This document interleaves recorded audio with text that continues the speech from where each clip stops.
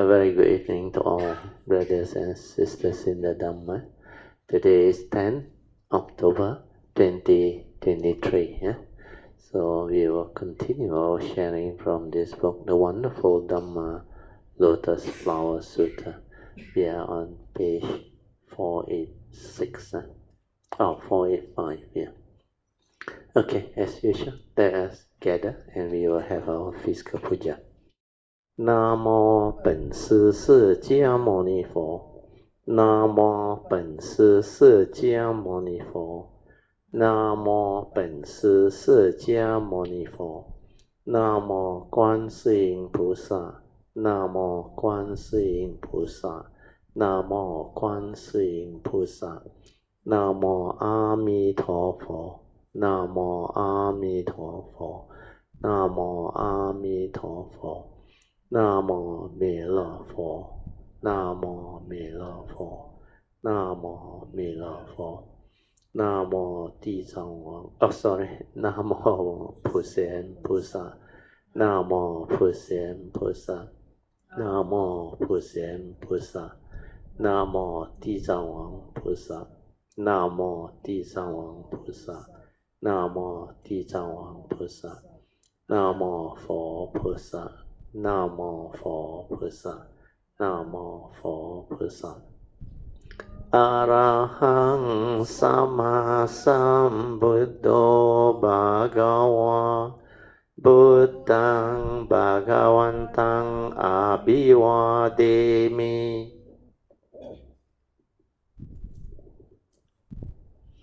สวากาโตภะคะวะตาธัมโมDhammang namasami Supatipanno bhagavato sāvaka sangho Sanghang namami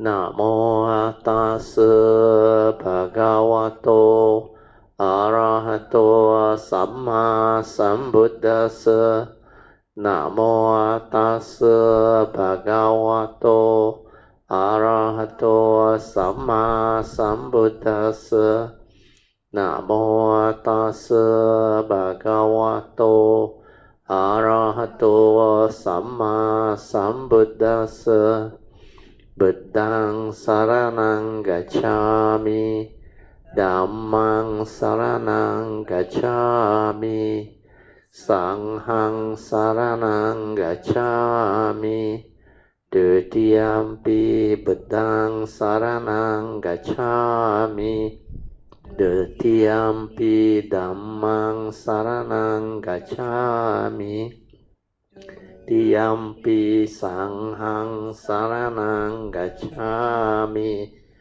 Tatiyampi buddhaṃ saranang gacchāmi Tatiyampi dhammang saranang gacchāmi Tatiyampi sanghang saranang gacchāmi Anatipata veramani Sikkhapadang samadhiyami Adina dana veramani Sikkhapadang samadhiyami Kamesu miccacara veramani Sikkhapadang samadhiyami Musawada veramani Sikkhapadang samadhiyami Surameraya Majapamadatthana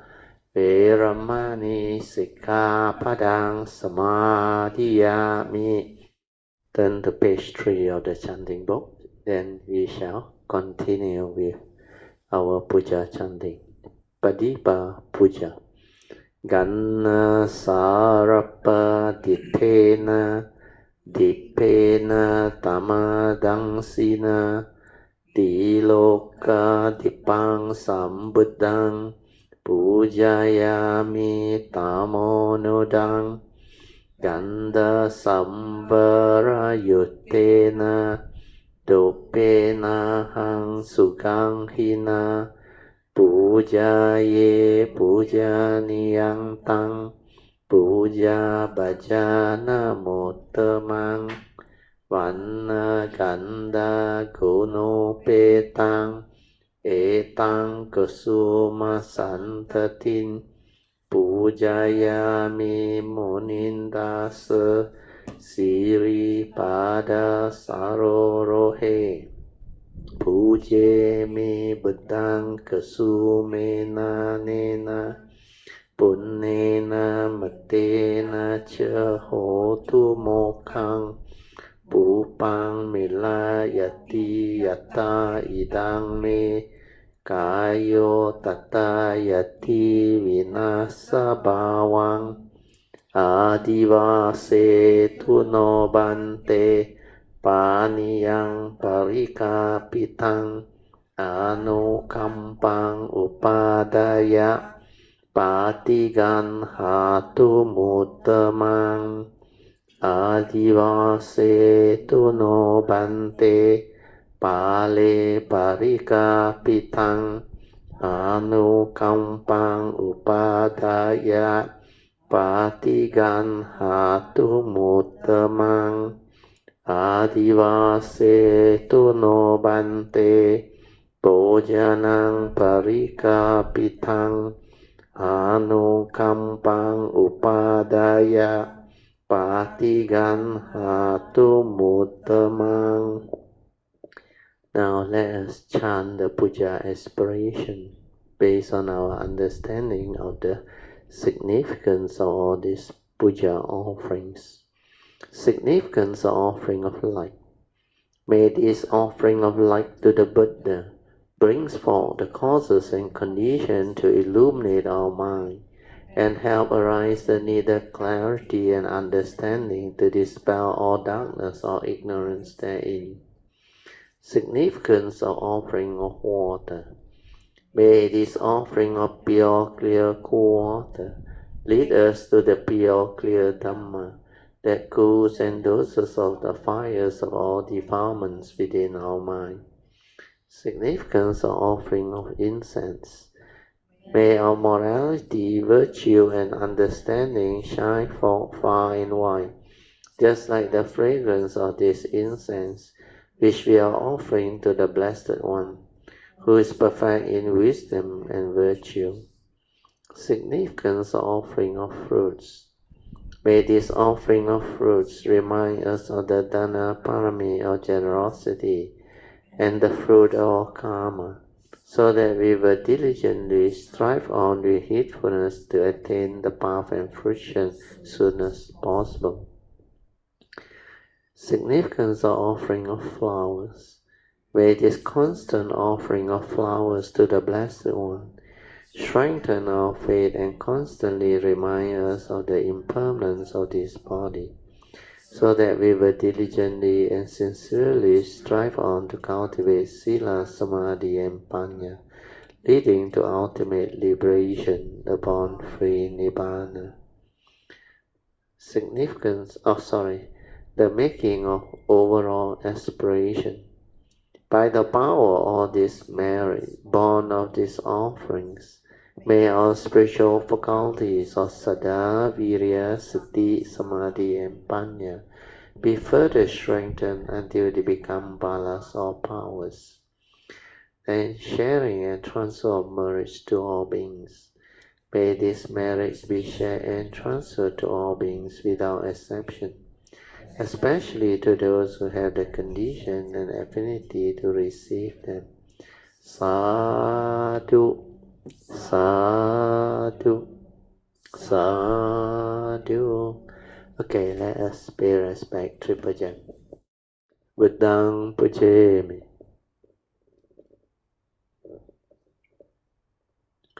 Dhammang pujemi. Sanghang pujemi. Awareness-based meditation is to develop the inner awareness or sati or mindfulness. And mindfulness is just the awareness before the knowing. When you are just aware, before you even perceive or know anything, before the arising of the aggregate of mind. That is your pure mind, your awareness nature, that true mind. And that is the silent mind, the meditative mind, the awareness within.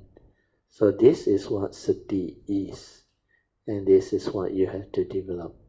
So awareness-based meditation is to develop this inner awareness, which is sati. Just aware. No need to do anything, no need to know anything. The four support. First support, relax. Relax into every mind state that arises. Silence everything.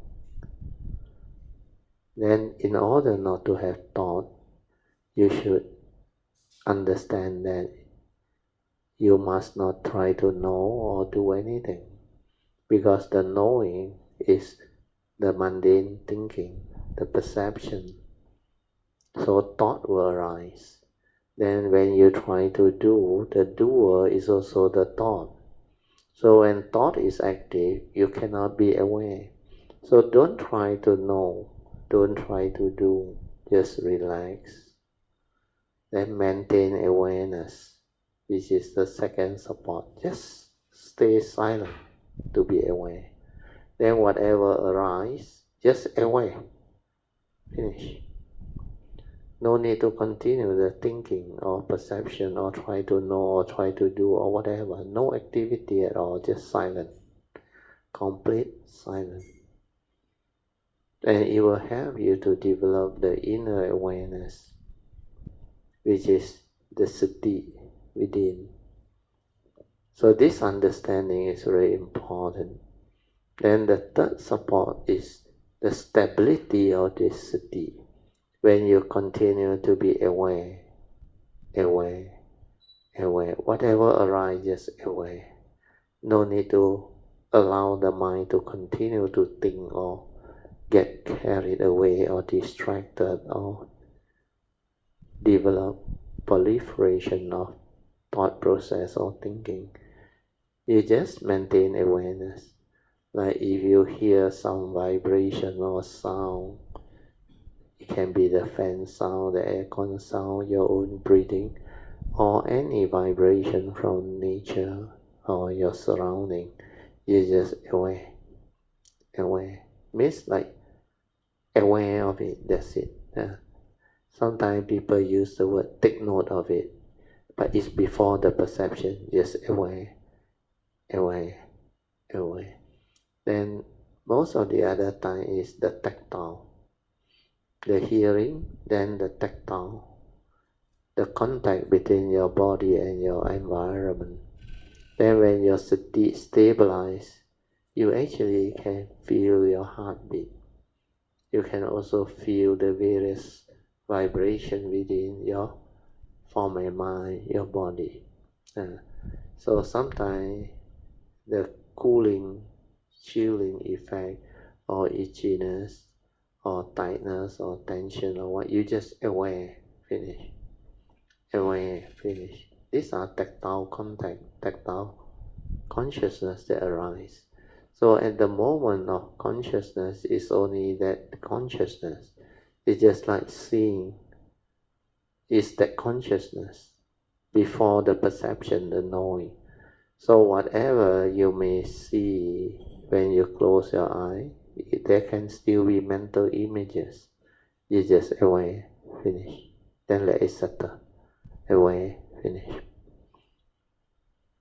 Then for the other senses is the same. Whatever you smell, same. Aware, finish. Whatever your taste bud taste, aware, finish. Then whatever thought arise, aware, finish.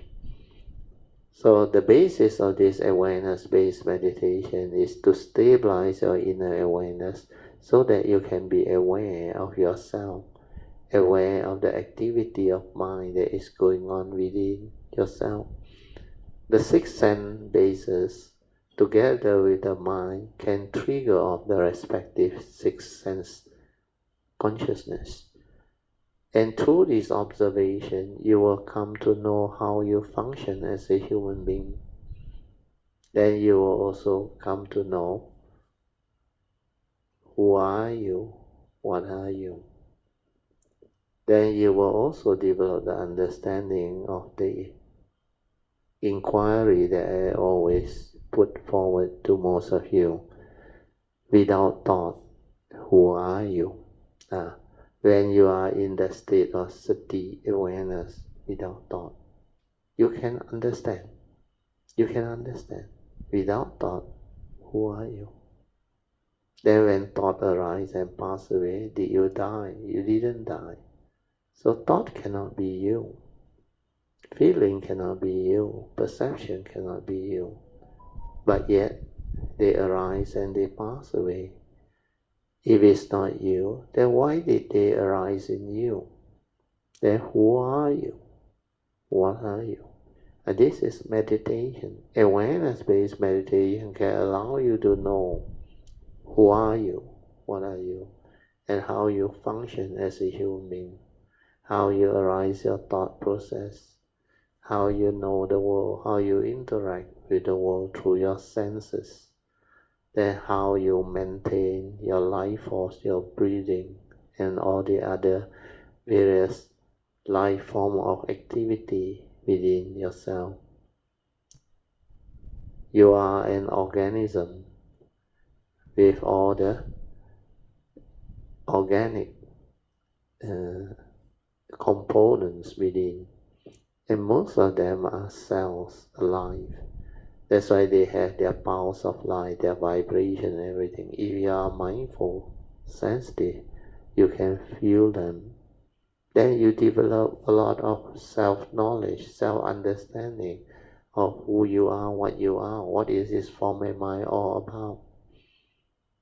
Then later you will come to know why in the teaching the Buddha says the form and mind is not you, not a permanent unchanging entity, non-self, empty. Then why is it dependent originating, condition arising? And because of that, it is impermanent. It goes the way of nature.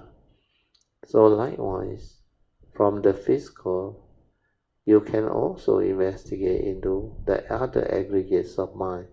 Your feeling is the same, come and go, dependent on condition it arises. When condition ceases to be, it ceases to be.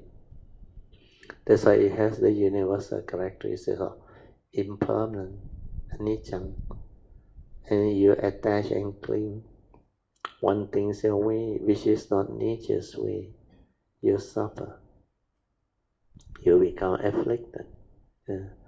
And because it's impermanent, it's not a permanent unchanging entity, then how can it be you? That's why it's non-self, anicca, dukkha, anatta. The anatta nature, apart from non-self, is also empty nature. Because if it's not a permanent unchanging entity, it means it's impermanent, dependent originating. So how can it be you? If it's not you, then everything just arises and passes away, arises and passes away. That's why in the teaching, the Buddha called it the phenomenal world of consciousness and form. All these are just phenomena, arising and passing away, dependent originating, condition arising, causal phenomena, no reality. He know you, he know me, empty. But there is such thing as life, existence, law of karma, nature's law that governs life and existence. And that aspect is the conditioned Dhamma, or what we call the conditioned Dhamma within the conditioned world. Then the purpose of our meditation is to realize the unconditioned, which is the unconditioned Dhamma, which is out of this existential world. Like the Buddha said, if it's not because there exists the unconditioned, escape from the conditioned world of suffering is impossible. That's why we need to go beyond thought, beyond mind, to realize that nature that is beyond all this conditioned world. So when you can realize the cessation of form, which actually brings about the unconditioned, and then only you can understand what that nature is. Then when you come out of that cessation and return to your life form or animated activity, the form and mind, then you start to understand many things. That is what enlightenment is all about, awakening is all about. Then you understand clearly how all these things come about, the whole process of creation, how all the teaching become very clear, they are connected. Then you start to understand why in the Dhamma Sutra the Buddha said, all Dhamma, they are not apart from each other. They arise from that pure nature. That's why because of that, the fifth patriarch, after he proclaimed certain teachings of the Dhamma Sutra to Huining, when he reached the path on the mind, the two mind, the true mind and the mundane mind, he said this mundane mind, although it's impermanent, brings about suffering when you attach, cling and grasp. And it is also non-self. It is also what the Buddha called anatta. Anatta means not a permanent, unchanging entity. That's why it cannot be you, it cannot be self.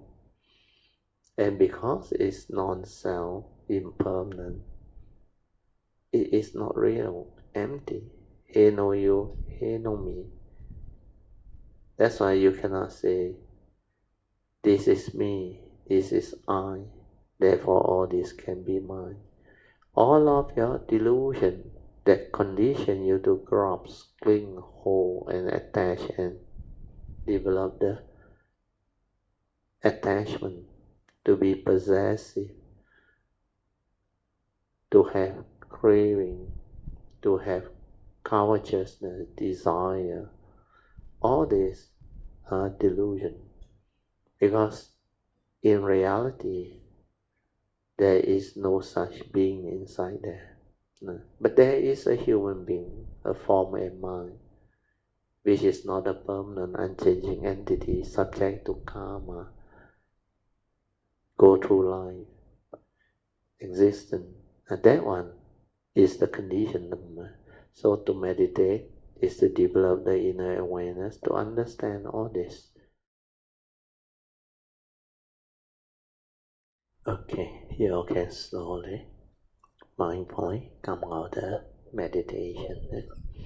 Try to maintain whatever inner peace, inner calmness, and inner awareness that you have developed for as long as you can. These are the meditative mind state that you need to use to live life, to develop the daily heedfulness and mindfulness in the midst of life, so that you can become heedful in the midst of life. And this is very important. If you are only peaceful when you are quietly meditating, sitting, then that is one side of training the mind, developing strong stability or samadhi. But you cannot live life, cannot be in this meditative state leading to heedfulness. Then the Buddha said, you are still not there yet. To be really in the meditative state, you have to be able to be mindful and heedful throughout the day. initially your waking moments, then later on, even when you sleep, when you rest, you can also be in those states. Invocation to the Devas. In this universe, in the entirety, let the deities or Devas come here. Let them hear the good teachings of the King of Sages, which gives heaven and release, Nibbana. This is the time to listen to the teaching. This is the time to listen to the teaching. This is the time to listen to the teaching. Samanta Chakavalesu Atra Gachantu Devata Saddhamang Muni Rajasa Sunantu Sakamokadang Dhamma Sharing Kalo Ayang Badanta Dhamma Sharing Kalo Ayang Badanta Dhamma Sharing Kalo Ayang Badanta Namo Tassa Bhagavato Arahato Samma Sambuddhassa Namo Tassa Bhagavato Arahato Samma Sambuddhassa Iti Peso Bhagava Arahang Samma Sambuddho Vijja Charana Sampanno Sugato Lokavidu Anuttaro Purisa Dhammasarati Satta Deva Manusanang Buddho Bhagavati Swakato Bhagavata Dhammo Sandetiko Akaliko Ehipaseko Opanayiko Pachatang Veditabo Vinohiti Supatipanno Bhagavato Sāvaka Sangho Ujupatipanno Bhagavato Sāvaka Sangho Nyayapatipanno Bhagavato Sāvaka Sangho Samicipatipanno Bhagavato Sāvaka Sangho Yadidang Chattari Purisa Yukani Atta Purisa Pugala Esa Bhagavato Sāvaka Sangho Ahuneyo Pahuneyo Dakeneyo Anjali Karaneyo Anuttarang Punyang Ketang Lokasati Sadhu Sadhu Sadhu. Okay, you all can be seated. Just relax, maintain attention, awareness, develop the faith, and we shall continue the Sutta sharing from where we stop. Turn to page 485 of the wonderful Dhamma Lotus Flower Sutra, Volume 3, Chapter 2, Expedient Devices. Dayan Master Yuan Ming Sao said, with Dayan, so Dayan is a Pali word. So this one, the meaning is actually Samadhi. But the Mahayana call it Dayan. Sometimes they call it Dayan Samadhi, but the meaning is Samadhi. with Dhyan and with the Pure Land. One is like a tiger with horns. So the explanation by Hsuan is, that is, if you investigate Dhyan or investigate Dhamma with Samadhi and recite the Buddha's name, in this case, Pure Land is Amitabha Buddha. Namo Amitabha Buddha. Or you just chant the Mahayana version. Amitofo, Amitofo, Amitofo. That one is the four how, which is very powerful. It creates affinity with Amitabha Buddha, the 48 great vow, 48大愿, Amitofo. So if you do that, then you are like a tiger with a pair of horns, which is extraordinary. Then it is stated in the sutta, in this life, you are a teacher of people, and in the future, you can be a Buddhist patriarch, means great beings. Therefore, genuine investigation of Samadhi or Dhyan is the same as genuine investigation of Pure Land.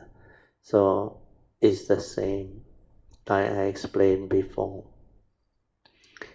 Do not underestimate Pure Land cultivation when you don't have the understanding. But when you have the understanding, it is very beautiful. Because you only need to develop the faith and sincerely with the faith chant Amitabha Buddha. Then when you chant, you must chant with awareness until the awareness and the chanting become one. Then you will end up no one chanting. It's just that vibration, that synchronization of the awareness and the chanting, the vibration. So when you are able to do that, that's why it says that investigation of Dhyan is the same as genuine investigation of Pure Land, because your mind has developed the ability to be with the true mind, the silent inner awareness. When the awareness and the chanting of vibration is one, together with the affinity you have developed with Amitabha Buddha and Amitabha Buddha's great vow and all those parami, then you develop affinity. They call it in Mandarin or Mahayana, Xiang Yin. So when there is this affinity to match, then the response is the manifestation of the mind that is equivalent to the transformation of one who is born into the Pure Land. That's why they always say, Pure Land is within your heart. It's not a place where you can locate or find it. If your heart is not transformed, you cannot realize Pure Land. You cannot be in that state. So this is the meaning. Then I read on. So those who genuinely recite the Buddha's name, in this case is Amitabha Buddha, they are just genuine cultivator of Dhyan or Samadhi. So what is Samadhi? Under the Theravada Sutta, the teaching, Samadhi consists of Sati and Samadhi. So Sati is mindfulness, awareness. That is your true mind. That is your silent mind without thought. The first hallmark of awakening. So when you are aware, then when you can stabilize it so that this awareness is unwavering and collected, then it becomes samadhi. So sati and samadhi are the path factor within Noble Eightfold Path that allow you to see things as they are, allow you to investigate the Dhamma, allow you to see things as they are, allow you to insight into phenomena and awaken. But these are the mind state that is beyond thought, beyond mind. This one is the first hallmark of awakening. 无念的境界. You have reached the state of no thought. And you are able to be there is because you have stabilized your sati to realize the true mind, your pure awareness nature within. And this one is not a being. It cannot come out and live life. But this one is capable of understanding, awakening, observation, insight into phenomena, to realize the truth. That's why sati is life. Sati is mindfulness, awareness. It's a meditative state that leads to heedfulness, ever mindful, constantly meditative, constantly silently investigating, developing awakening and understanding. So all this are the deep meaning and understanding behind. Then I read on the next paragraph, then you will understand better. To explain it at an even more basic level, this one is to make it easier to understand. So Hsuan said, those who genuinely uphold the precept, that's why I do not underestimate precept, purification of mind. Sila Visuddhi is the first purification, means purification of morality. So those who genuinely uphold the precept are just genuine cultivator of samadhi. So this is a very important understanding, like I explained in the past. That's why in the teaching, Theravada teaching, the Noble Eightfold Path is often translated into Sila, Samadhi and Panya. So Sila is the morality path factor. So here Sila is actually right thought, right speech, right action, and right livelihood. Even the 4 right effort is part of Sila. I undertake the training rule to abstain from all this, to develop the wholesomeness, avoid all evil, do good, and all those things. So unless you keep your Sila, it will not lead to Samadhi. Why? Because without Sila, there can be no real Samadhi. This is because of the nature's law that I have explained before. Sila is morality. Law of karma is connected to Sila. If you take care of karma, you will have Sila. If you don't take care of karma, you will not have Sila. So what happens is, people who don't have Sila, they have the evil roots of greed, hatred, and delusion. Then it conditions them into negativity, where they are the 3 evil roots, root of all evil. It makes them evil. So what happens is they violate the precept. Let's say the first precept, killing or causing harm to fellow living beings. Then the second precept, stealing, cheating, misappropriating, etc. Then the third precept, sexual misconduct. Then the fourth precept, lying, wrong speech, etc. With evil intention, deceiving, etc. Then taking of intoxicant that lead to deterioration in consciousness and all those things. So what happens is, if you violate these 5 precepts, it constitutes major evil. Then karmically, it will condition negativity of karmic friction.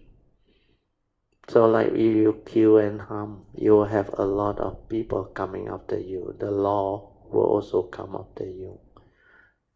Then you will have no peace of mind. You will develop fear, worry, anxiety, insecurity. Then karmic negativity, when they come to friction, it will cause karmic, what they call karmic obstruction. They will obstruct you from doing the thing you want to do. Like if you want to meditate, you want to develop samadhi, you can't. But if you have kept the precept, if you have followed the advice of the Buddha not to violate all these precepts, so what happens is you don't kill, you don't harm, you don't steal, you don't cheat, you don't misappropriate things and commit sexual. You got less problem in life, less suffering, less karmic obstruction, less karmic negativity. So people like that will not have problem where there is no fear, no worry, no anxiety, no restlessness of mind. The mental hindrance will not be there. Because people who keep the precept, they will have a calm and serene mind. Their karmic nature will support them. So what happens is, when the mind does not have all this fear, worry, anxiety, sorrow, lamentation, restlessness born on negativity or karma, they can meditate. That's why when sila is kept, there is condition for the mind to enter samadhi. The training, the cultivation become easy. Here you can invoke power of merits for causes and conditions to develop affinity with great beings, to seek their guidance, their blessing and their protection, then to progress along the path of Dhamma. All this become possible. That's why sila is very important. For samadhi to kick in, you need sila. So sila is morality. So now you understand why Shenhua said, those who genuinely uphold the precept are just genuine cultivators of samadhi. So those who genuinely investigate using samadhi are just genuine upholder of precept. It's the same. When you have mindfulness, awareness to investigate through samadhi, to see things as they are, you develop wisdom. And people with wisdom will not break the precept. They will have genuine precept. So those who genuinely lecture on sutra and speak the Dhamma may do nothing else. This one is very good. So this one you need to develop the ability later. You see, the first part, those who genuinely lecture on sutta, means you have the ability already, and you speak the Dhamma. May do nothing else, means you don't have to do anything else. Because they are nonetheless, genuine investigator of Dhyan, means Dhamma investigator. They have Dhyan Samadhi. Then Shenhua said a few days ago, he said, so this one is a poem by Master Shenhua. Penetrate the sight, penetrate the speech. Samadhi and wisdom are perfect and clear, and there is no attachment even to emptiness. So this saying is very beautiful. What they call stanza. It's like a poem. I think in Mandarin it will be better, but I don't know what the Mandarin one is. To be able to investigate Dhyan and also to lecture the sutta is called penetration of both the sect and speech. So this is the Mahayana equivalent. Means you got certain sect of Buddhism, then you have the what they call ability to lecture, means speak the Dhamma and other things. So here is mentioned to be able to investigate Dhyan Samadhi, using Dhyan Samadhi, and also to lecture the sutta is called penetration of both the sect and speech. For one understand both, listen, practice of meditation and the method of lecturing on the sutta, means you not only conversant with the teaching, the theory of it, but you also develop the practice or cultivation of it. So when you understand both the practice and the ability to teach or lecture the sutta, then you are different. To speak even more deeply, the meaning is those who genuinely investigate Dhyan are just genuine holders of mantras. Those who are genuine holders of mantras, true cultivator of the secret school, are genuine cultivator of Dhyan. So here is what Master Shenhua tried to explain. But the real understanding is slightly different. You must understand, like I always share with you, initially when you cultivate, you will develop the initial understanding, or what they call the initial wisdom of the first turning and second turning wisdom, which is Suttamaya Panya and Chintamaya Panya. Then after that you go into the meditative third turning, Bhavanamaya Panya. Then you awaken. But initially after you awaken, actually your nature already awakened. You already know the Dhamma. You can understand already. But your understanding is not stable yet. You cannot really teach or share the Dhamma with people. But the funny thing is, people with that awakening, the moment they encounter situation, they know how to act. That's it. But they cannot explain to you why they act like that and how they act like that. They cannot. To teach, to share, you need to have the stability of it.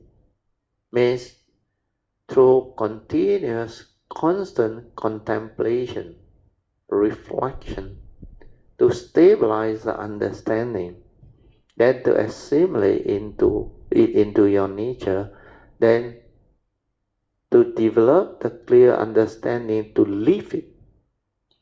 When you can live it, it becomes a living reality. Then when you have the ability, the stability of understanding and cultivation become merged into one. You not only have the stability of understanding, you also have the cultivation. And because of that, everything that you go through within life, within existence, is Dhamma to you. You can see, you understand. Then you can put them into very simple words to explain it. So to reach that level of understanding is not easy. So this is the actual explanation. But Shenhua didn't explain it this way because maybe he approached it from a different manner, that he understands it differently. But for me, my nature, I went through all this, that's why I know all this. That's why in the early days, there are some Kayamittas. I keep on reminding them, you have to reflect, contemplate, and develop the stability of understanding until they become very, very clear. Then live it, then it becomes a living reality. And then when you can live it, means the Dhamma has become a part of you. the embodiment of the Noble Eightfold Power is already with you, then you no need to remember anything.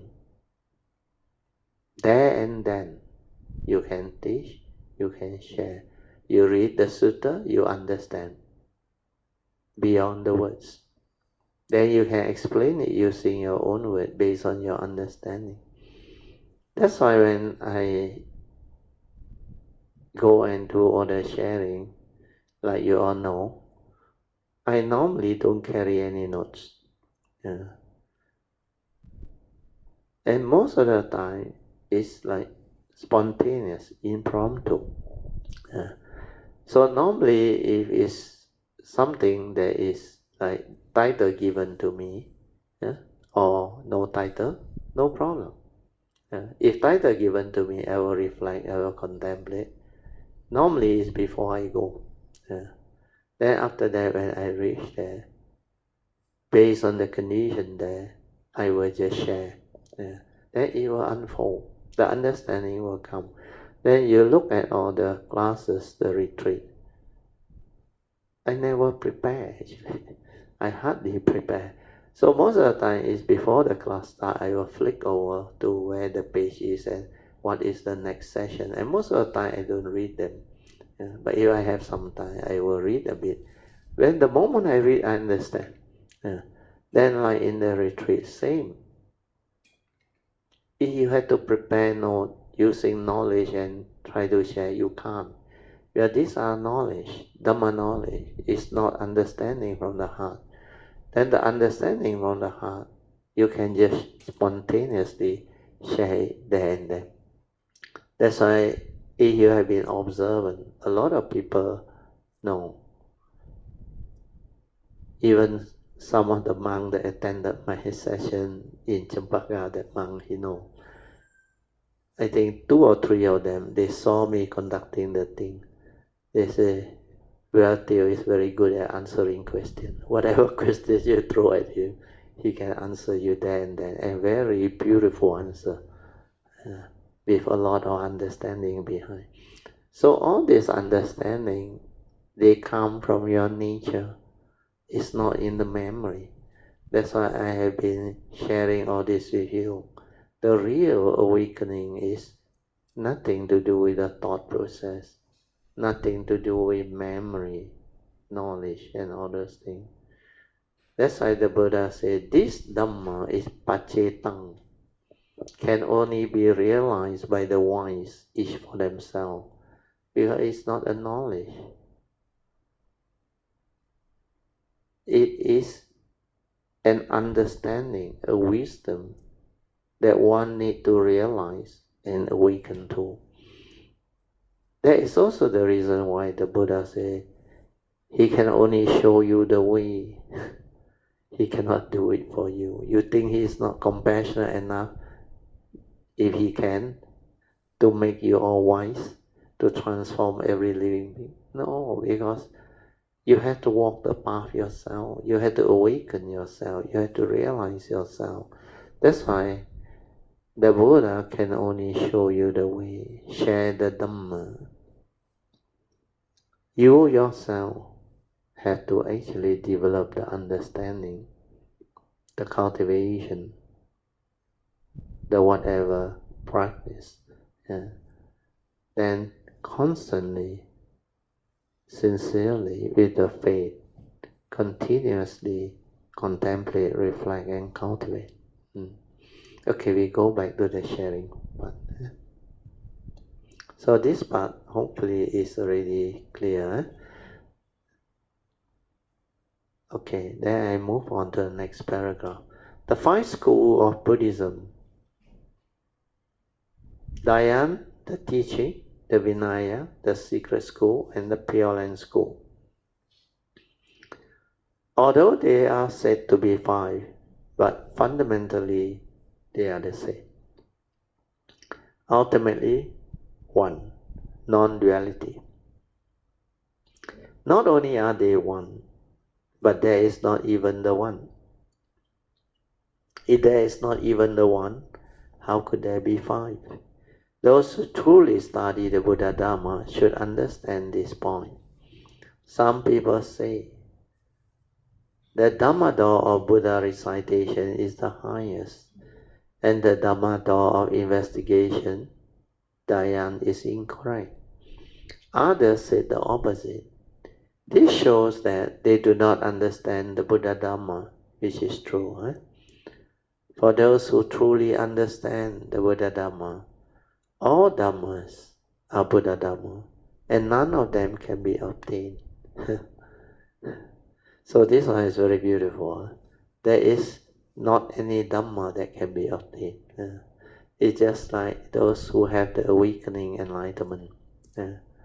They will tell you, 过去心不可得，未来心不可得，连现在心也不可得。Well, these are all within the field of thought, mind mekade. So all Dhamma, they came from the nature, manifest as phenomena, mundane mind, within the existential world. So all Dhamma that arise are Buddha Dhamma, but none of them can be obtained. Means it's not a reality. You cannot hold on to it, grasp onto it, and cling onto it. If you do your cultivation that way, you will never become enlightened. The best analogy is what? Like you want to cross the ocean of samsara. So in the olden day, they don't have ship and all those things. I mean the analogy. So they do a raft. You know what is a raft? R-A-F-T. So when you have the raft to assist you to cross, then what happens if you attach to a raft, means you attach to the Dhamma. After you have crossed over, do you still need to carry the raft with you to walk around? Because the ocean of samsara, which is the ocean, is already no more an issue. You have already crossed over, means liberated your mind, free from suffering. So there is nothing for you to hold on to. Then no need to carry the raft. It's like those who deludedly continue to, oh, this Dhamma very important. This one is the one that bring me across. So I need to cling onto it, hold onto it, grasp onto it. So that is still attachment, craving, delusion, lack of understanding. So we go back to the sharing part. So here, when they say cannot be obtained, means the Mandarin word 不可得, understand now? Means it's not a reality. Like the past is not a reality. Where the past is already gone, no more reality. That's why 过去心不可得 means the mind of the past is already no more a reality. Then 未来心, the mind of the future has yet to come, is also not a reality.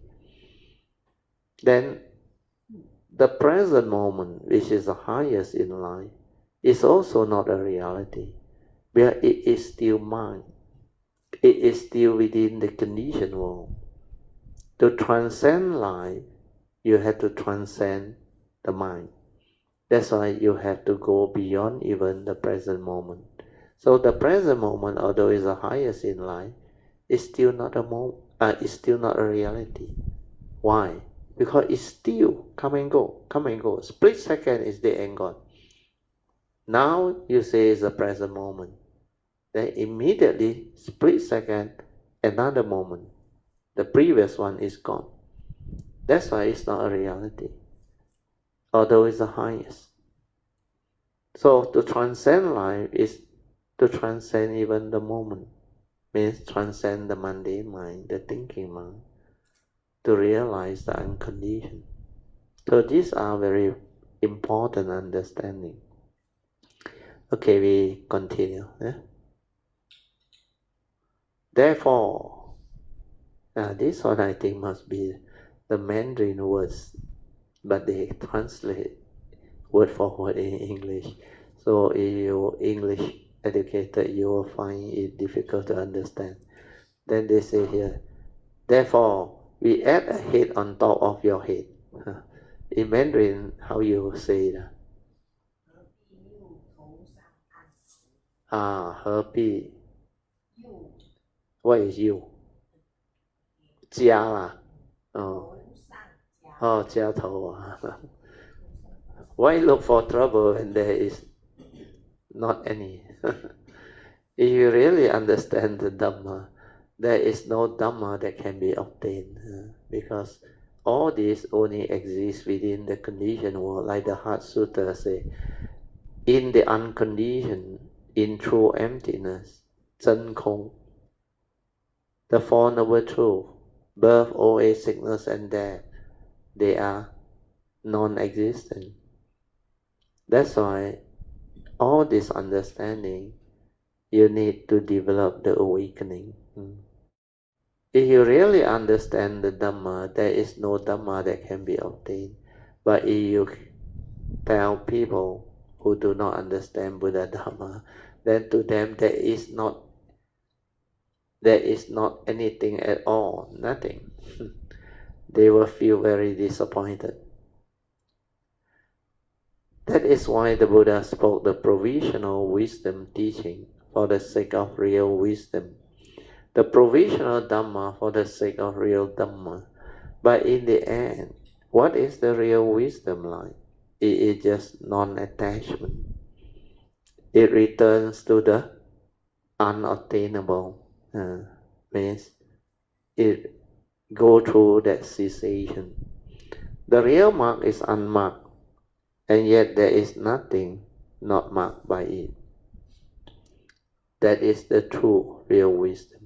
So this one is for awakened people, enlightened people.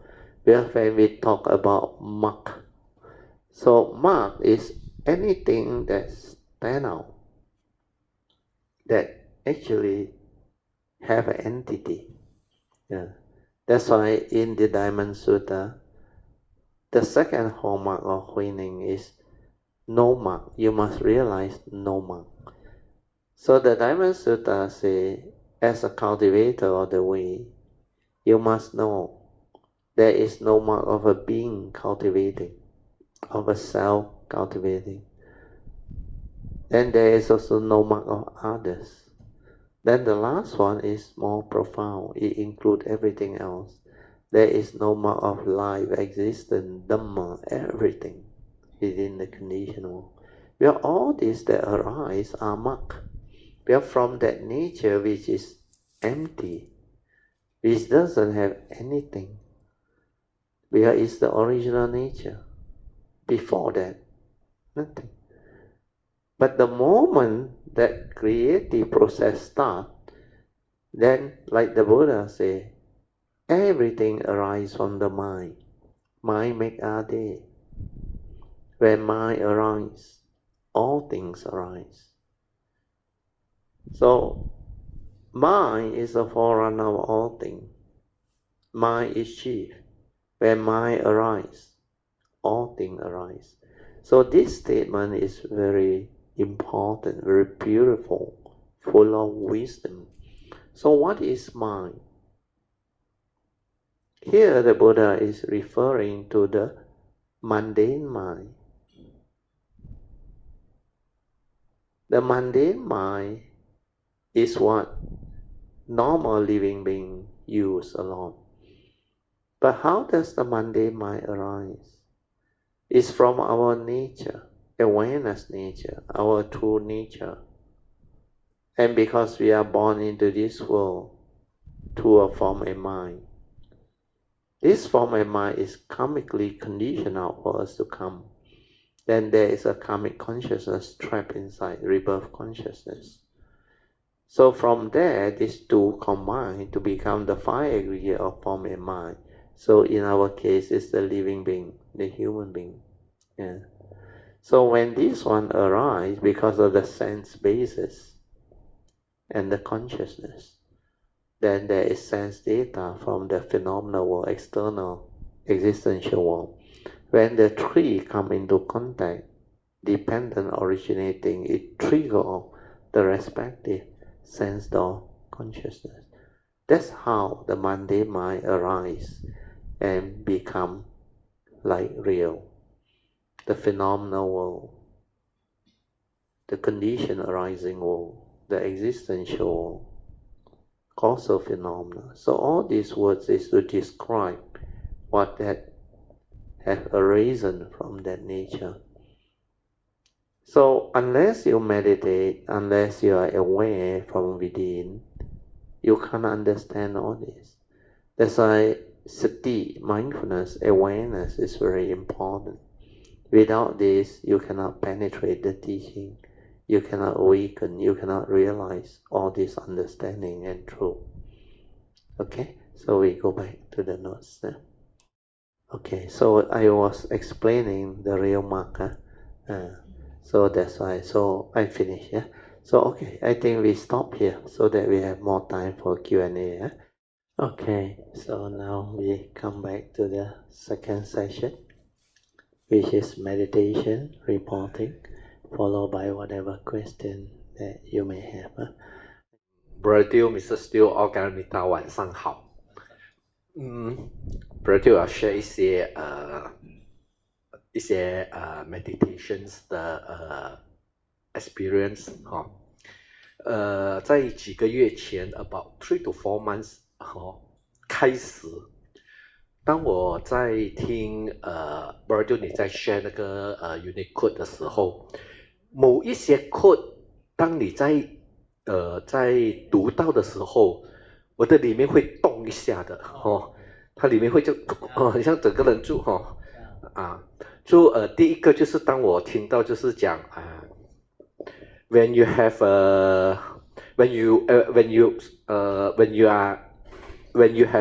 thinking you are 就是 something like you are in the avijja 哇，那个时候我一听到这个Brother 你一讲这个的时候，我里面这样好像动一下，然后过后after that 又一个 sections 的时候，你又在讲to stabilize the meditations meditative stage， 你要有这个Yoniso Manasikara， 要有 5 spiritual faculty and 这个 daily mindfulness， 又这样这个。then 过后又在听到你在讲那个一切有为法的时候，你讲那个 English 的那个时候 everything within the nature， 哇，又是再整一下then 过后我过后其实我在这个30 days 的 meditation 里面我在听 Brother 你的这个 unique 的这个 talk 的时候，就有一个 talk something like有点长就是你一讲到讲this is the conditioned world. Yeah. Everything is a condition arising. Dependent originating. If you want the way you are, then the suffering will arise. 哇，我整个人又哇，我在整个人这样子。对，因为 all these Dhamma are important pointers towards understanding. That's why you feel it, and for you the joy is there. That's why you felt that thing, which is very beautiful. Well, these are all the important pointers, guidance, or what they call Dhamma unique codes that can help cultivate the way to develop clear, deep understanding that is penetrative, awakening. So these are all the understanding that my nature went through from the past, means my earlier cultivation and perfection, and even this life. In fact, this life, after I inherited my past connect, and when all the understanding came back to me, in fact, I developed a lot of contemplative wisdom and understanding to continue to stabilize the understanding, which most of the time, all this understanding my nature already have in the past. But because of that, I breezed through and I developed the understanding very fast. Then it keep on arising, like Dhamma is everywhere in the midst of life and nature. For those who see, they always see the understanding and all those things. Then when you have all this understanding, all the sutta teaching, the saying, because like I always said, all this Mahayana Sutta, especially Mahayana Sutta, they are for enlightened beings, understand? Because these are words proclaimed by enlightened beings. That's why it's a sutta, spoken most of the time by the Buddha, except the 6 Patriarch Platform Sutta and all those things. That one is by the 6 Patriarch. But apart from that, most of the sutta, they came from Sammasambuddha, or great beings, like the Heart Sutta and all those things, Kuan Yin Bodhisattvas. Then you got like the Puja is from Samantra Bhadra Bodhisattva. So all this, after you develop some form of cultivation, then all this like strike you. It's just like during the early days, whenever I heard truth, my nature responds. What I describe is my nature responds, you understand? But Song describes it differently in his own way. Is it like the aha moment, like, wow, all this like strike him, become like very beautiful, very important. So different people receive Dhamma differently, depending on your past, depending on your what they call wisdom training. Some I realize they don't have this wisdom training from the past. They cannot receive that fast. Then they need other what they call approach or different causes and conditions for them to understand. That's why to teach, to share is not easy. Because living beings, they are all different. They are all with their own sets of very varied karmic behind. The karmic conditioning, their past, their habitual tendency, their way of cultivation, practice. Some based on faith one, they prefer certain type of teaching that they are familiar with, especially those of the Theravada tradition. Actually, the one with the Theravada tradition on, if they cling on to teachings, hold on to teaching, I find that they are more difficult to teach, especially those that are attached to method, technique, teachers, Dhamma, and all the words. So all these are the conditioning.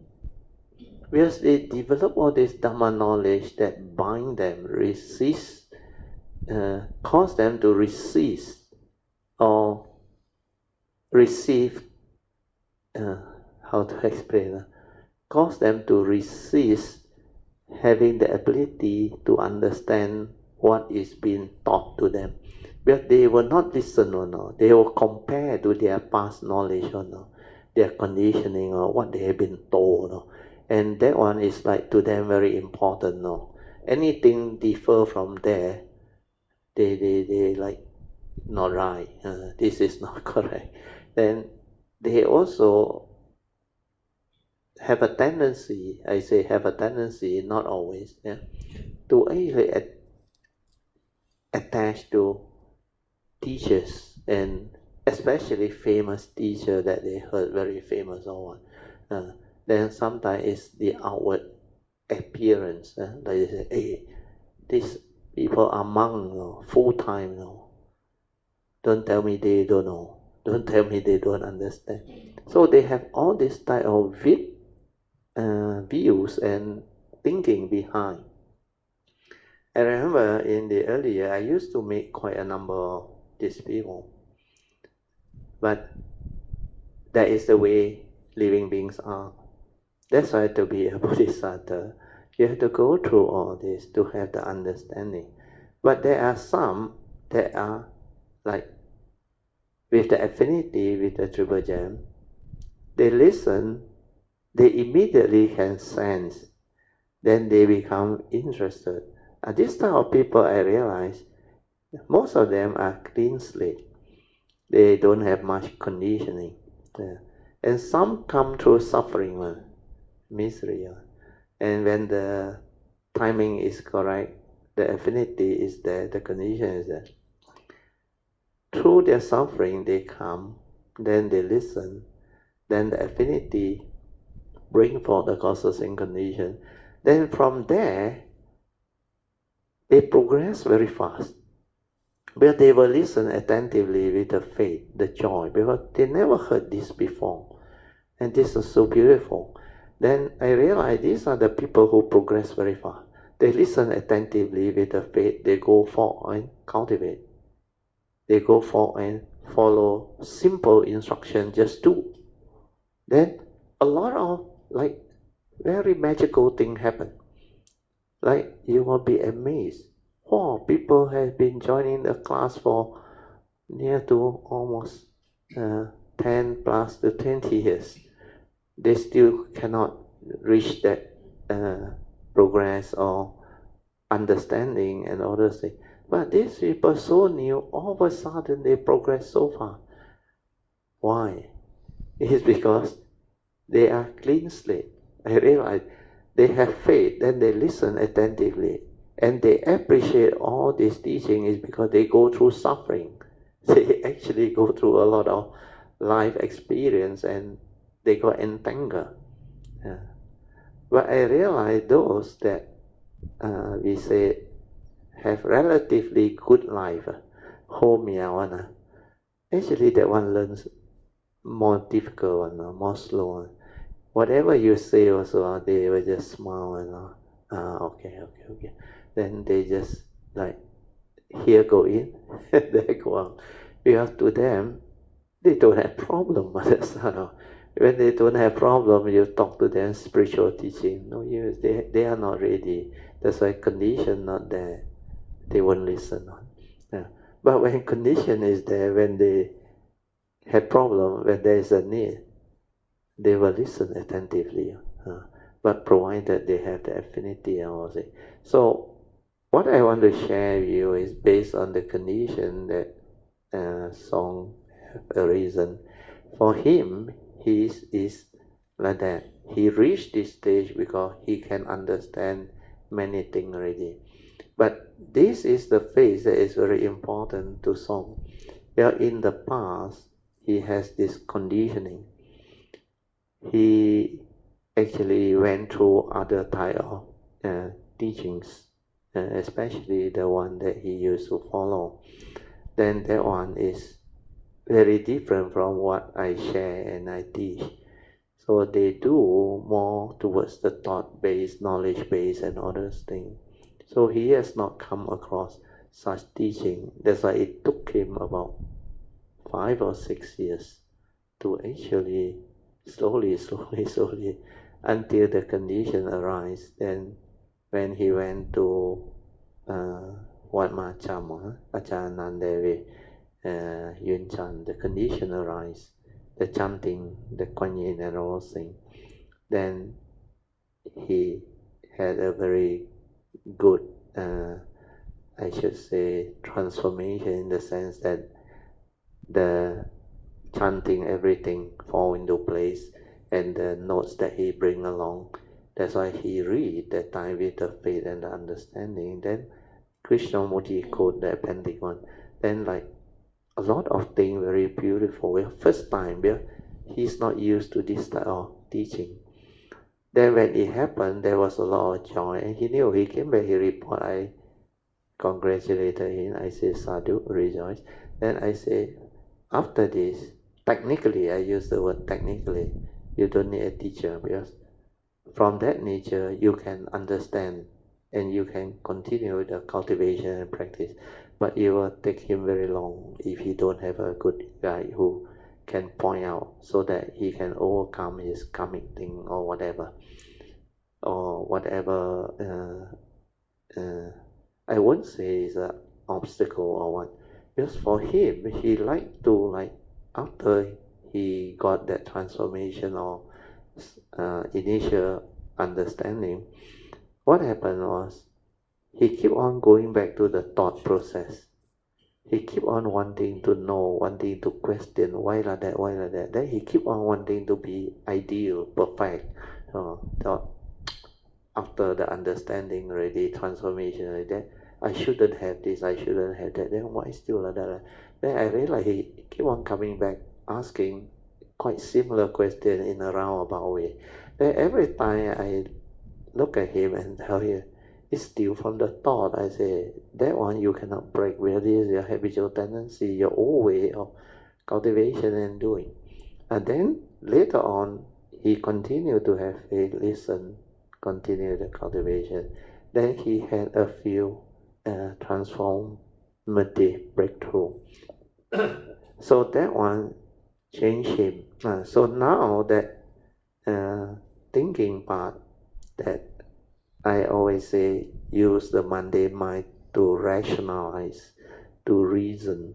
And that one, I think, much less already. He knows that one won't give the answer. Because that one is within the conditioned world, there are conditioned Dhamma. So conditioned Dhamma has its duality, has its all the, what they call, positive and negative. That's why finally, I think, after the recent retreat, then he brought along that book, The Final Instruction of Huining. You know, Huining's final instruction, the Wu Xiang Song. He teach the disciple how to transmit this teaching. You remember? How to transmit this teaching. What did he say? Teach from the nature. Understand? No? Then whatever people ask you, use the opposite duality to answer. Because everything is about duality within the conditioned world.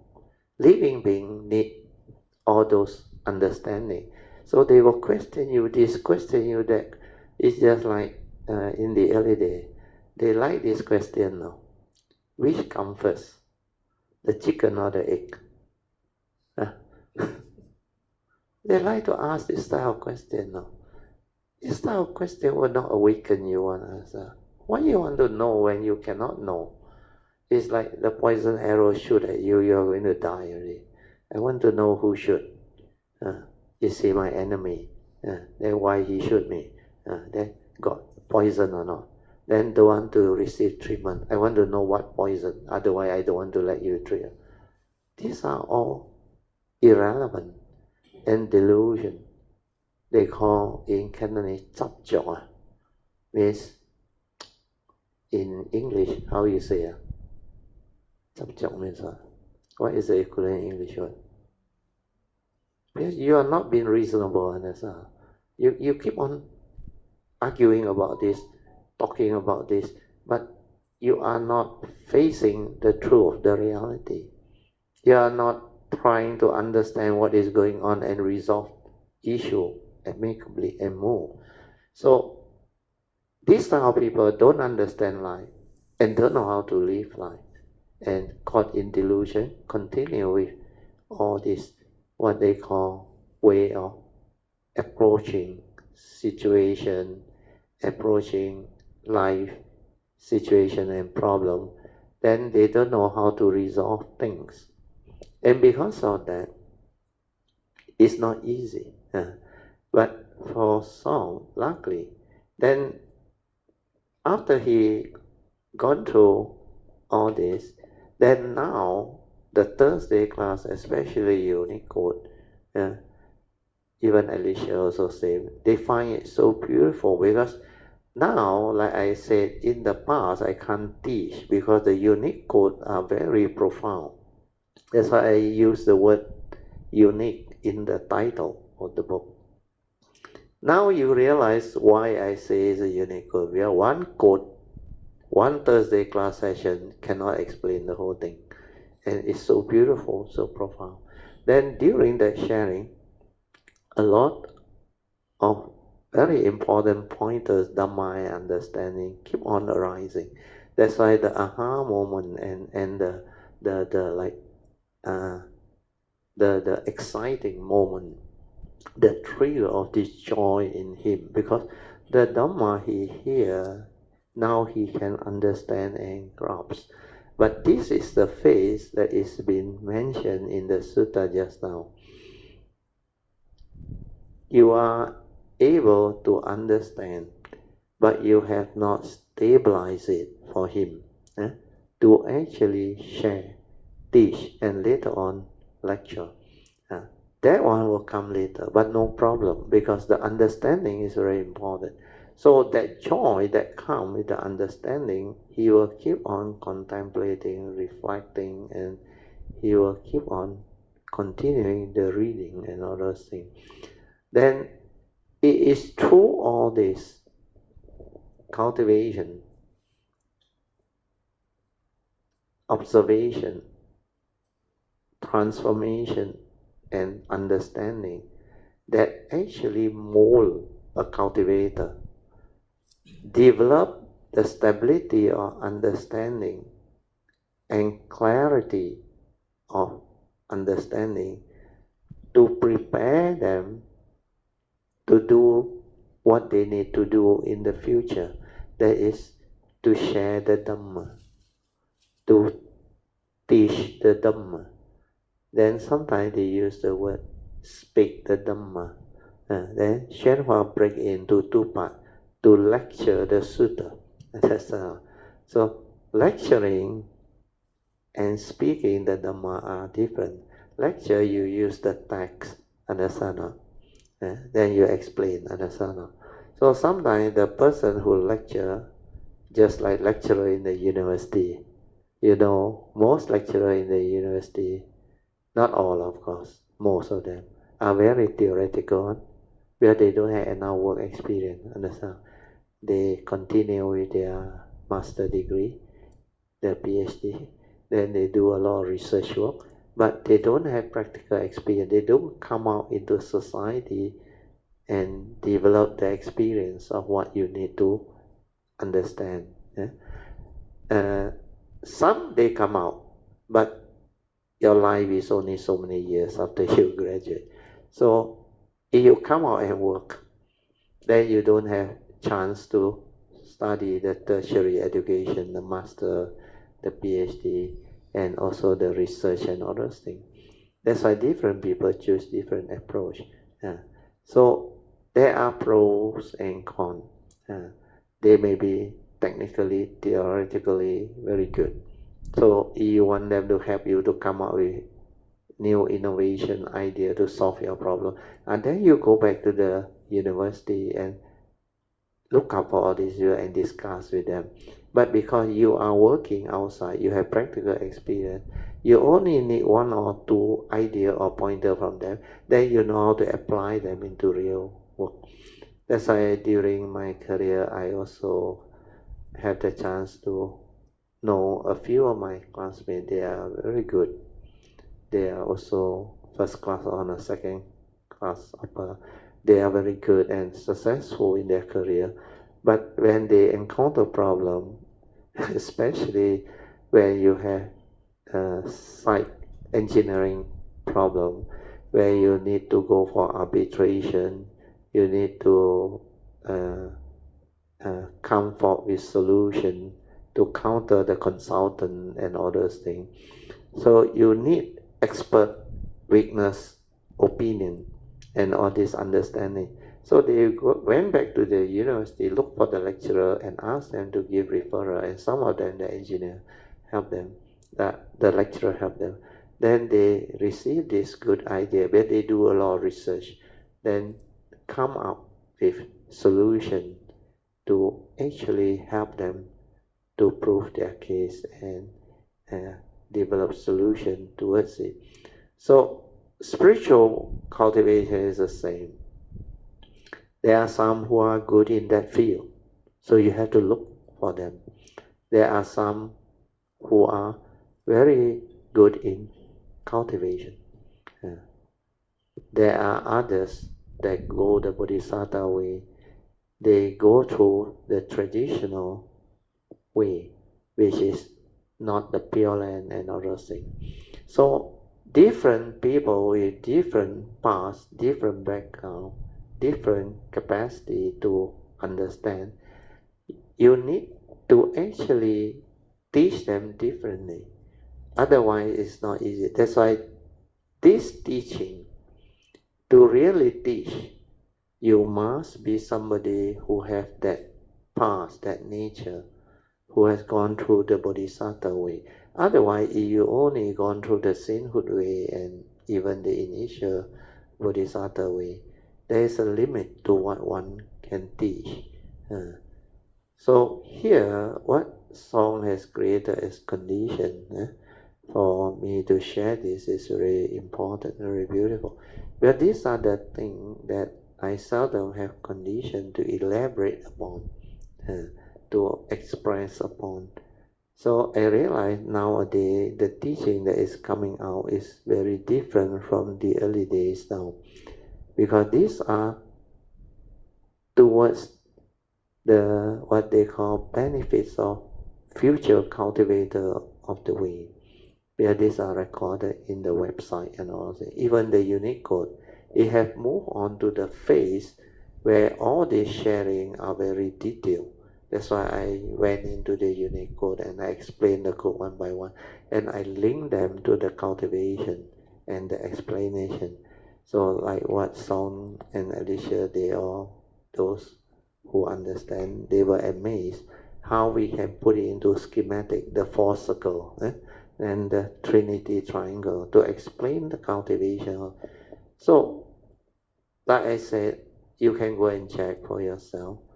All this you cannot find in any spiritual book or any cultivator. You cannot. Because these are actually way beyond one. The teaching and the cultivation and all those things. It's not normal Dhamma cultivation where you look for commentary, Dhamma book and all things. Even so-called very advanced teacher, you couldn't read hardly anything about cultivation. Understand? The way is supposed to be understood and developed and continue with. So you need causes and conditions. As you progress, then my nature can share more. Unless there is condition, there are people who have that condition to receive all this, the sharing and the teaching will not come out in that manner. That's why my nature know it's meant to be. A lot of things is going to happen, especially this retreat. You don't believe me, you wait till the retreat start. The sharing will be very different. Even the new people will understand very fast. Because they have the faith now. And those who are already with me for quite a while, you have to listen attentively. You listen attentively. Like I said, don't make notes and don't try to know. Forget about it. You want to make note later on after the retreat, it's all recorded. Then you listen to a recording. At that time, you want to make note, you want to contemplate, reflect, and develop the stability on it. It's up to you. But when you are there, listen. Just listen.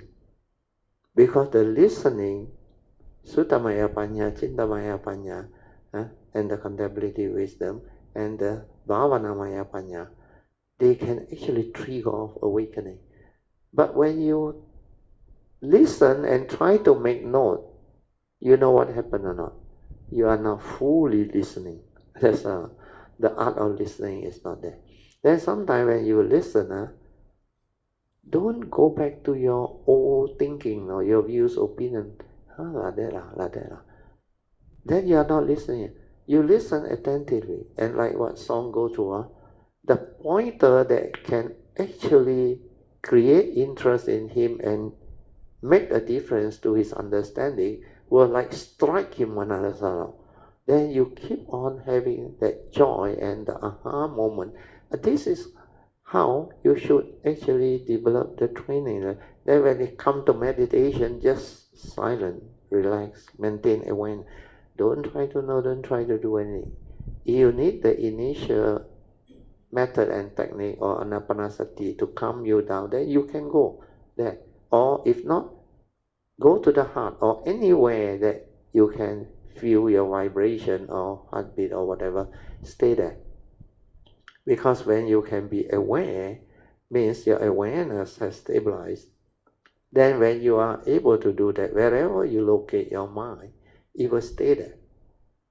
So go to the heart and just anchor it there. Then continue to relax, maintain awareness, silent. Then it will settle down. Then it will stabilize. Then when that one stabilizes, a lot of things will happen. Like song described in the 30 days. How, of course, his one is, he went to the Tantian because that one need to open up the explosion and all those things. And that one do happen. But that one is, I wouldn't say it's more rare, but more rare to normal practitioner. But the explosion one I have heard quite common. My teacher Asan Yantra also went through all those. Then my last guy also experienced where he also account energy field thing. So when you do energy field and also combine with our gateway one, you can also experience all this.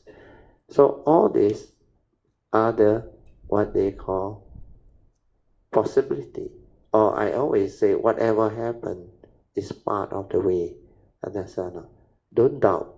As long as you have faith, you are sincere, then you persevere. Then things will happen. Then like he came to know a lot of gas and all those things. They were that's why the gas, when it become very strong, very intense, it's like explosion, very loud and all that. Yeah, this is what your nature will do. These are the things that needs to be cleared, understand? That's why it will happen. But for mine, because the pure energy went in, then the pure energy actually activate those nadis and chakra that needs to be activated. Then it actually transforms. Then the vibration all change. Because I did it already in the past. Then this time come, I like breeze through and a lot of these things happen. Then whatever happens, just let it be. Don't worry. So unless you stabilize your awareness nature, you develop the stability of it, all these things that the advanced cultivator or meditator went through, you can never understand until you have that stability of mindfulness. Then don't try to know, don't try to do it. Stay at your heart area. That allow it to move. Trust. That trust, when you do that trust, a lot of things will happen. A lot of transformation will happen. And everyone is different. Then you start to see your own form and mind transform. Understanding transform, and a lot of these things will happen. Then there is a lot of joy. That's why last time I remember I told Pamasuri, maybe 3 or 5 years time, after most of us have the understanding, we will talk differently already. When we gather or what, even yam cha or what, dinner or gathering or what, very different already. We talk in a spiritual language where only we understand. It's just like during the Buddha's time. Because the Dhamma is like that. Unless you have the understanding, you cannot actually share and, I won't use the word enjoy. When we come together, there's a lot of joy or not. Because of the understanding, then when we speak, we understand each other or not. Then all the transformative thing that we all go through, we all have the understanding.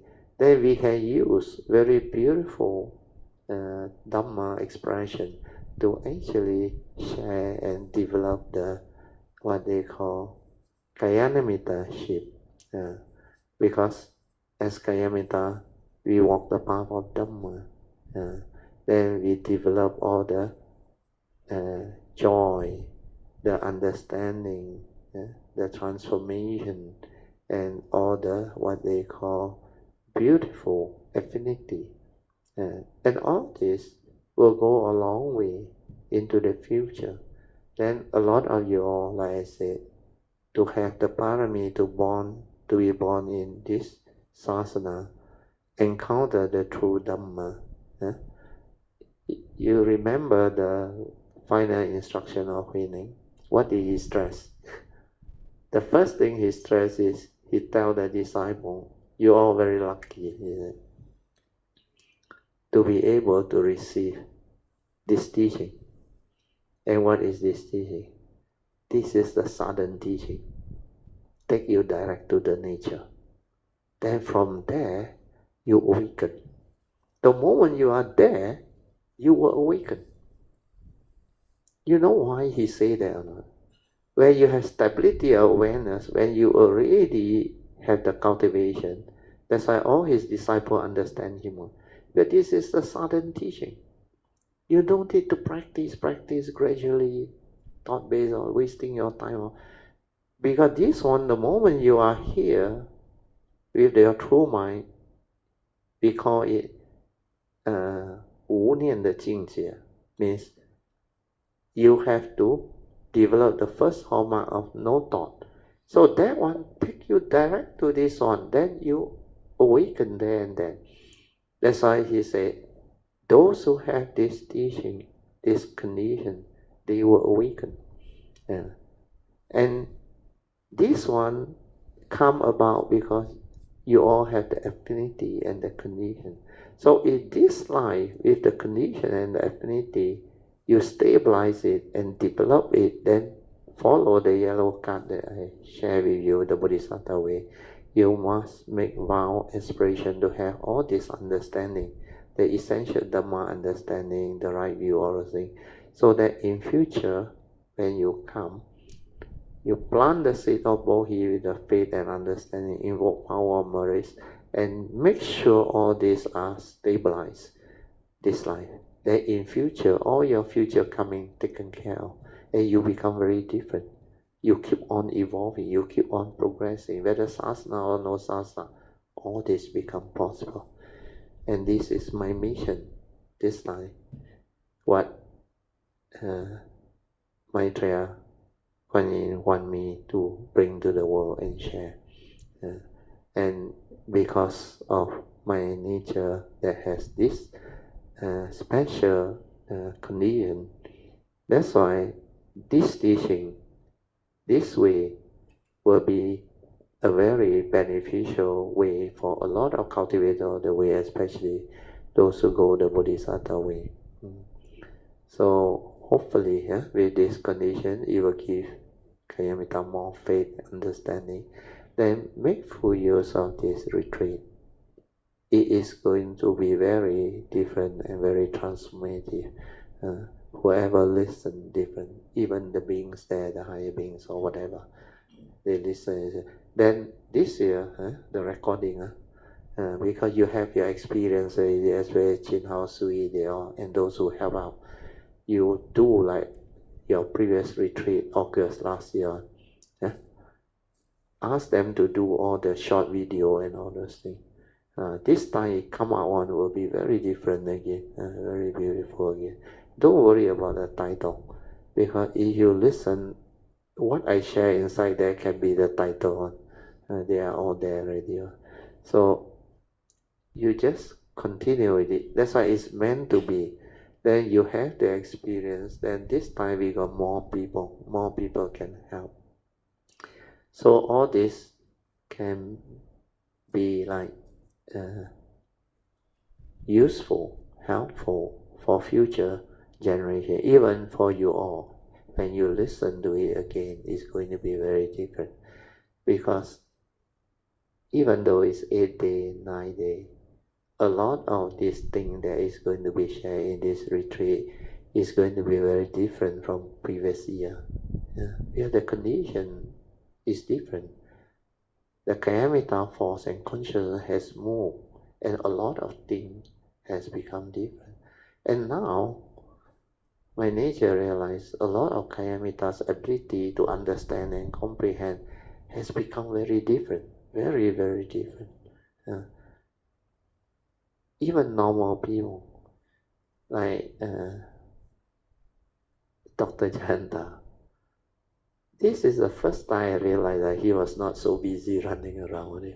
He's what I should say, he's not like last year or one. He go there also a lot of things to take care, worry. This time he really attend the briefing. Then he came and talked to me. He said, thank you for allowing my mother to come. He said he was impressed with the mother. The mother listened to some of my sharing. Become so different now. That's why she said the mother want to come. Then he also managed to get Joey. Joey also have faith, I think last few years, 2 or 3 years. So all these are like meant to be. Then from Jayanta's word, he said, my mother has become so different. So I'm also inspired by him. That's why he himself very inspired. That's why he wants to really, together with the mother, this retreat, make a difference. It will help him also in his career or whatever later on in what he do. He has his role. That's why things will happen, evolve. So let's look forward to all this beautiful coming retreat. So for those who cannot make it, don't worry, there is a Zoom. I think the link is the same there, So every time they can look at the online our schedule. Most of the time we have my wife as a timekeeper, wouldn't go wrong one. So all the session will be there unless we need to adjust a bit here and there.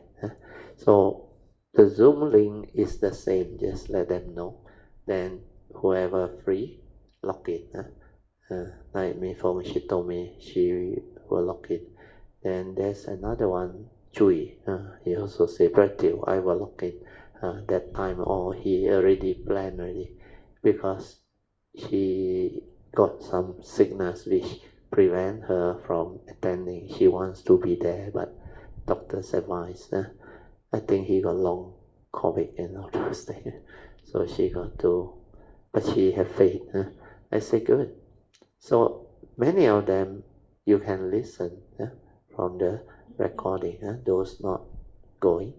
Or if you are not free, then later on, maybe when all the recording are there, that one will take some time, then we will release them slowly.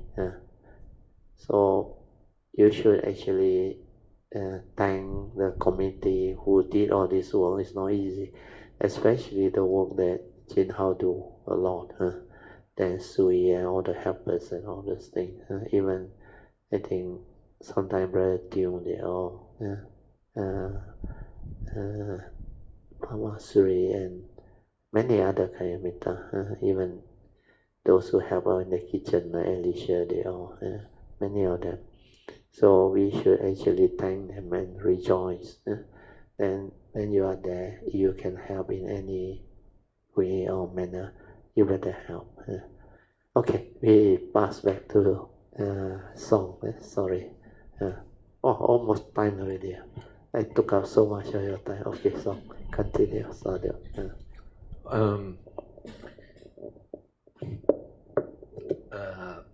我这一次去30 days 的时候，我就有 make 一个aspirations that 我要去很强烈的那个心要去 stabilize 那个 mindfulness 所以我希望每一个我们的 Garamita 在这个 Cameron Retreat 的时候也是能够 make 这个 aspirations 然后很有 faith 的，很 sincere 的然后再 fully 的去 go through 这9天的这个 meditation。Very important.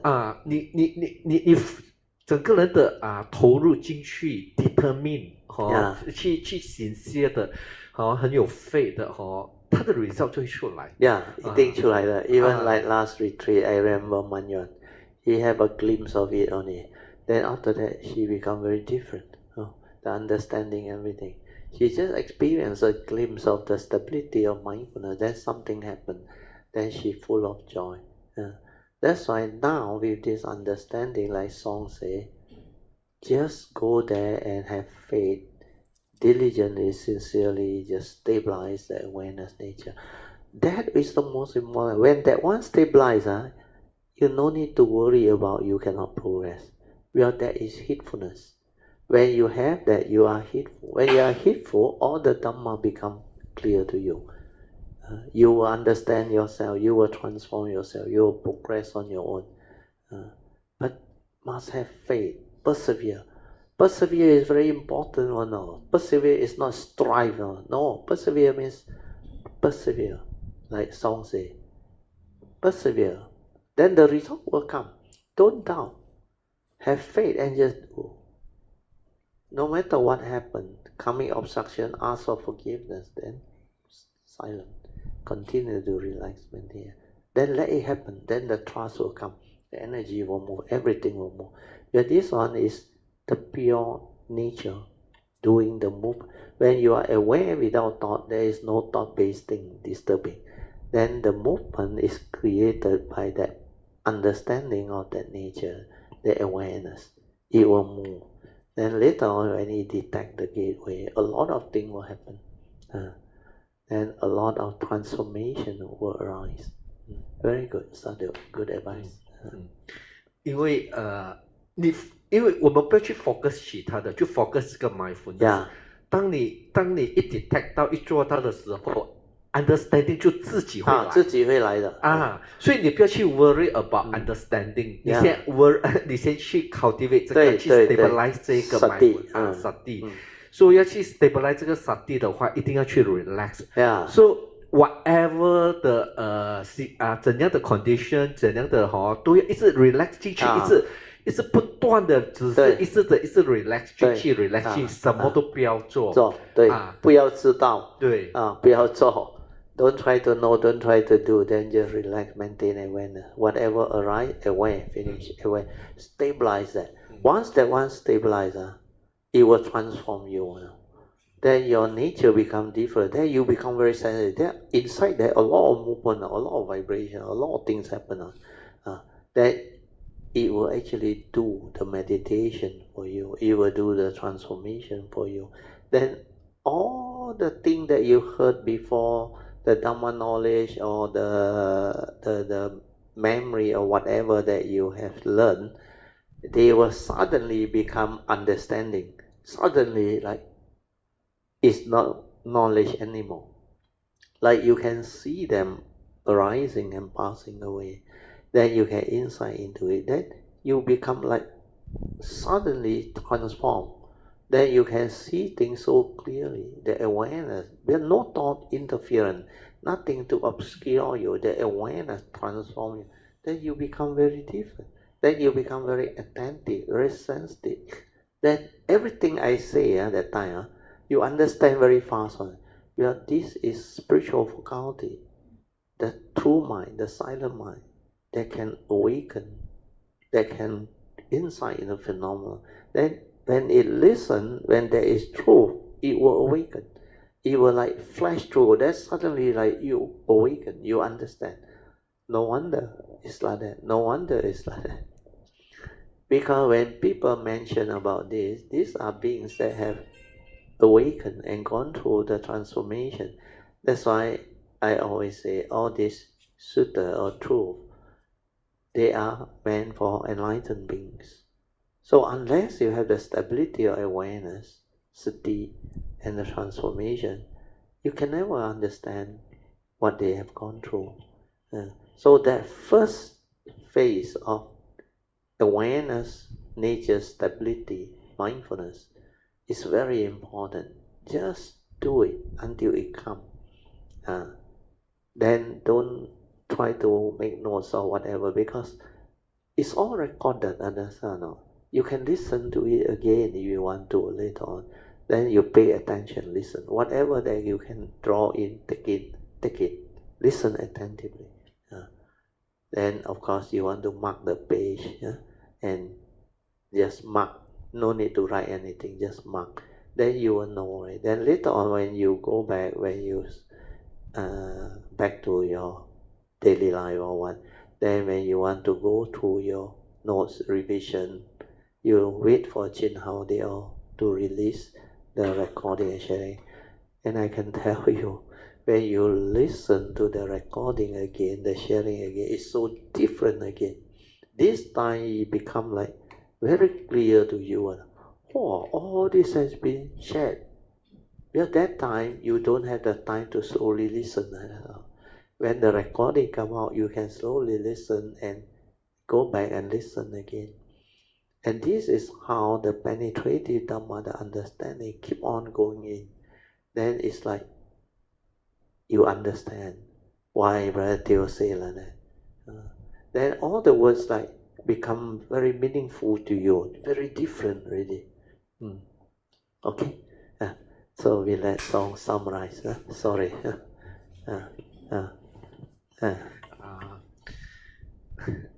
你的 advice 给他们的还有什么要讲的？你讲什么要讲？应该是没有了，就是希望在这里要祝福大家能够在这一次的 retreat 能够就是fulfill 他们的这个 aspirations， 对，能够strike on with 最主要的就是要有 faith， 这个 5 spiritual faculty 一定要有，很值得的你去 strike 它，对，9天 who knows， 像我去30天，对，哇，真的是很值得，对，因为这个9天is worth it，that's why you got nothing to lose, but it's like social welfare first prize waiting for you, really. Actually, you don't need to gain anything. You only need to stabilize your sati. Even on the last day, you already like strike lottery already. Really. This one lottery also not so happy. This one is spiritual lottery. The spiritual lottery. You know what is spiritual lottery? You receive spiritual wealth, the payment, not the normal money that you receive from lottery, and that one follow you life after life. Okay, sadhu, sadhu, sadhu. Okay, thank you so much. We will do the sharing of merits.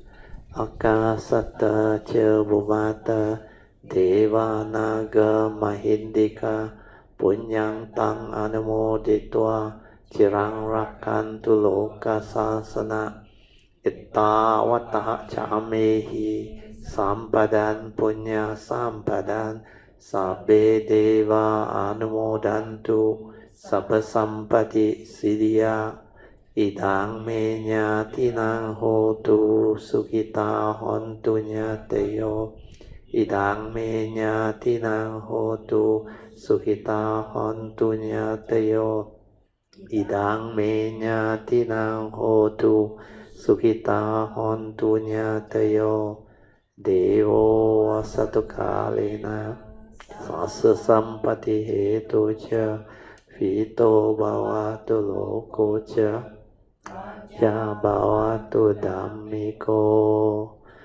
imina punyang kamena mame balasmagamo kang samagamo hotu yawa nivana patiya sadhu sadhu sadhu. Okay, you all can now pay respect mindfully to Lord Buddha, Guan Yin Bodhisattva, and all the worthy ones. Then we will end. Sadhu.